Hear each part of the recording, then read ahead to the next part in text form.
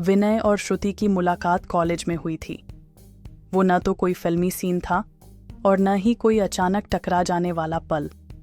बस लाइब्रेरी में दो अनजाने लोग दो किताबों की तलाश में आमने सामने खड़े थे। श्रुति ने विनय से मुस्कुराकर कहा, अगर ये बुक आप पहले लेना चाहते हैं तो ले लीजिए।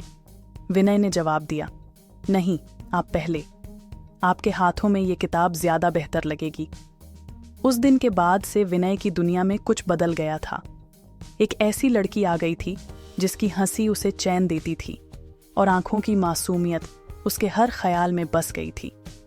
श्रुति और विनय की दोस्ती जल्दी ही गहराने लगी।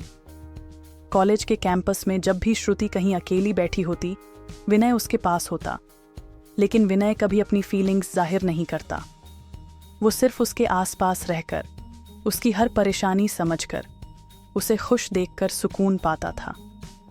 जब श्रुति बीमार होती, विनय उसकी दवाइयाँ लेकर आता। जब वो उदास होती, विनय कुछ ऐसा कहता कि वो हंसने लगती। पर हर बार जब विनय दिल से कुछ कहने लगता, वो अपने जज्बातों को निगल जाता, क्योंकि वो जानता था उसकी खुशी मेरी मोहब्बत है, उसे खोना मेरा डर। एक दिन श्रुति ने बहुत खुश होकर कहा, विनय, तुम मेरे सबसे अच्छे दोस्त हो और आज मैं तुमसे एक बात शेयर करना चाहती हूँ। कहो ना, विनय बोला। मुझे अंश से प्यार हो गया है, वही जो दूसरे सेक्शन में है। वो बहुत अच्छा है। हम बात कर रहे हैं एक दूसरे से। विनय कुछ सेकंड के लिए जैसे सुन ही नहीं पाया, पर उसने मुस्कुराकर कहा, ओह, अंश अच्छा लड़का है, तुम खुश रहो, यही जरूरी है। उस रात विनय पहली बार बहुत जोर से रोया, लेकिन उसने किसी को नहीं बताया। श्रुति अब अंश के साथ थी। कभी कभी उदास होकर भी मुस्कुराने की कोशिश करती थी। विनय समझ गया था कि अंश उसके जैसा नहीं था।